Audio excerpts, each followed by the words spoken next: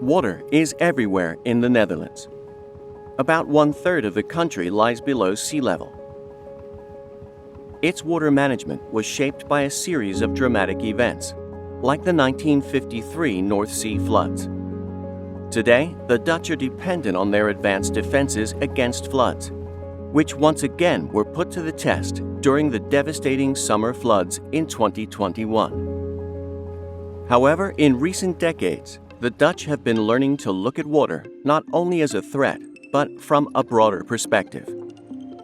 Central to this pioneering approach are the valuing water principles developed by the United Nations and World Bank. They were created to help bring systemic change in the way water is valued in decision-making. The valuing water principles are: recognize and embrace water's multiple values, reconcile values and build trust, protect the sources, invest and innovate, educate to empower. Ambika Jindal is the lead of the Valuing Water Initiative, and she's going to meet a variety of experts and citizens to look at how the Dutch are learning to value water better. Hello everyone. I'm on a road trip to the Netherlands to find out how the Dutch use the 5 valuing water principles.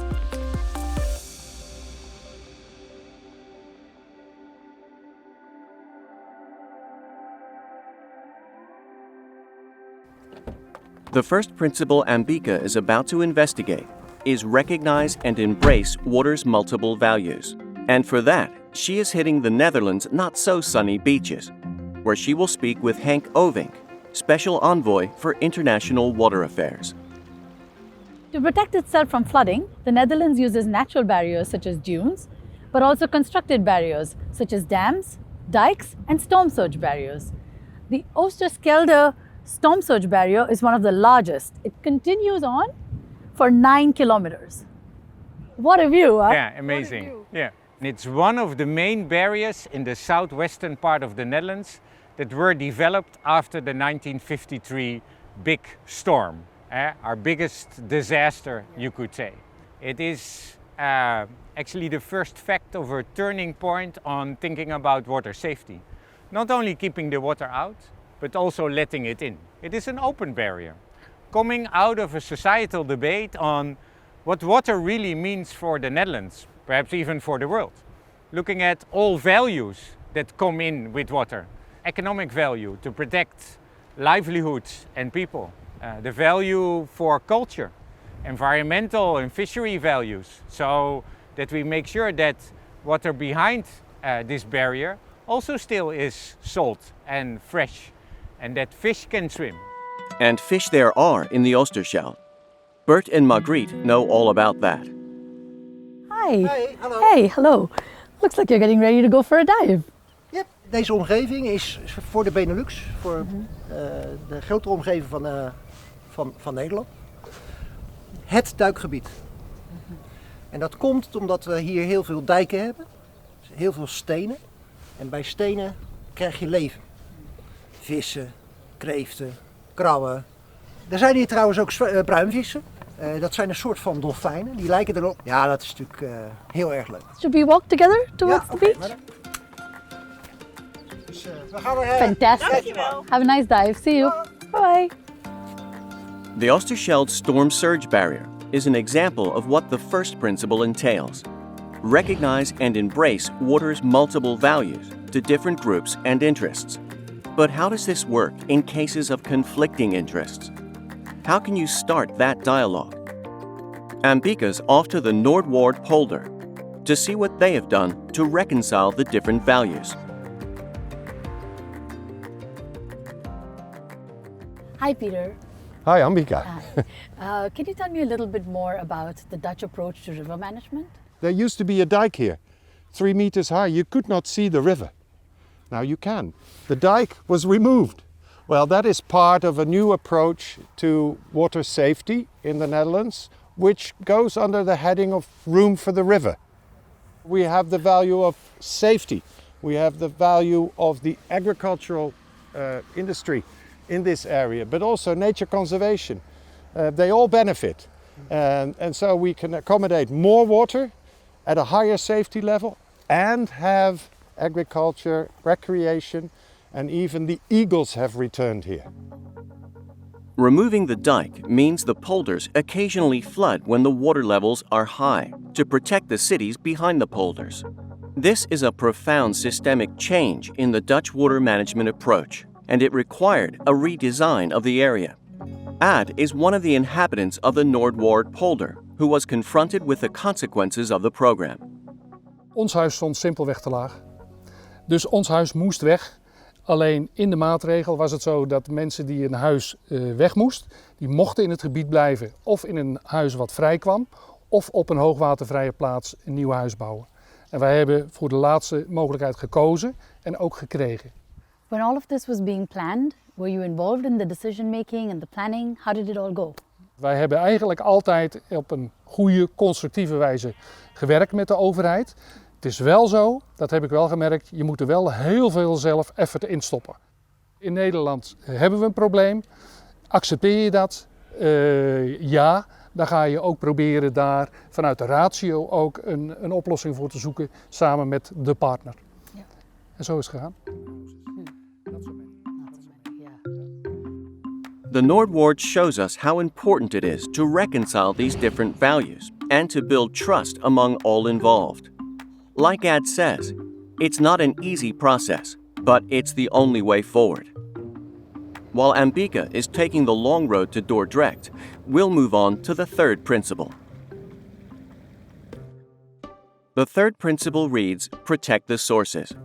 To illustrate this, we'll start in the 1980s, when Rotterdam saw that the River Rhine and the River Meuse were becoming increasingly polluted. The city was suffering from the pollution, which came not only from the Netherlands, but also upstream from Germany and France. The Dutch river area is at the end of the entire river basin. Rotterdam hired a small research agency to travel along the Rhine in a boat packed with measuring instruments. They were able to compile a fact-based research report showing exactly where the pollution entered into the river. With legal force, Rotterdam was able to achieve a large-scale cleanup in collaboration with other countries. Protect the source, including watersheds, rivers, aquifers, associated ecosystems, and used water flows for current and future generations. Next up is the fourth principle, invest and innovate. And here too, we see how water transcends national borders. The Rhine is partly dependent on glacial ice from the Alps. With global warming, these glaciers are melting, and as a result, the flow regime into the Rhine will alter drastically. This is the Pannerden Split, a beautiful place where the lower Rhine splits off from the Waal River.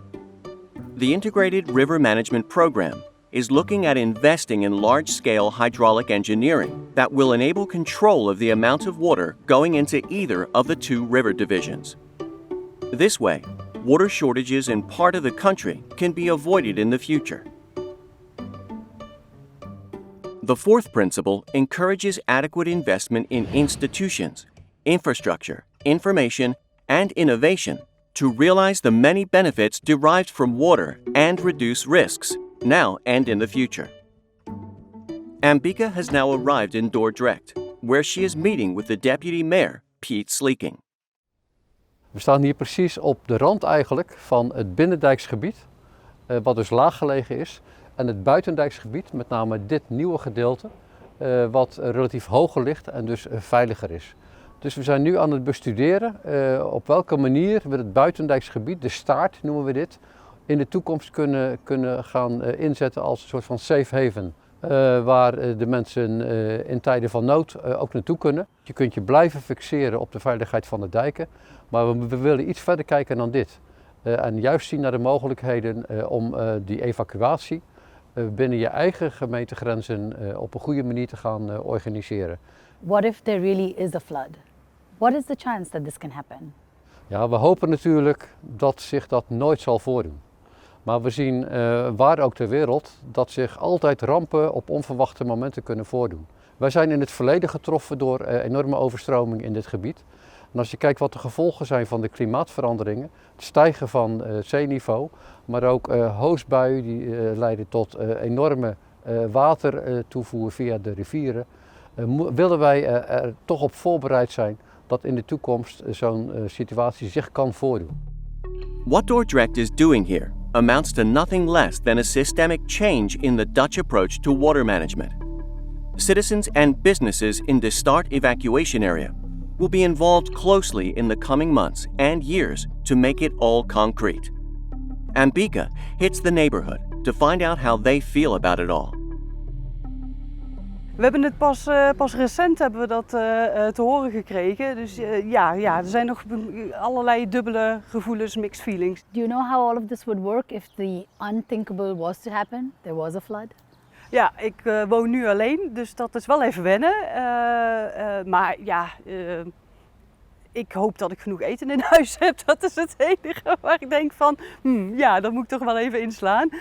Nee, ja, gezellig. Laten we het gezellig houden met elkaar. Het is al een hele erge situatie, dus nou ja, laten we dan er het beste van maken. Informing the citizens means informing the children too. Dordrecht does that in a fun and innovative way. The mayor invited children to be part of a secret society and organized a 4 weeks training program on how to build rafts and rescue people as part of a larger information and communication campaign. A very thoughtful approach. Dordrecht shows us how important it is to educate to empower and to promote awareness among all stakeholders about the essential role of water in all aspects of life. And that is what the fifth and final principle stands for. And I've come to the end of my journey. When looking at how the Dutch use the 5 valuing water principles, what I've learned is that we need to transform how we think about water.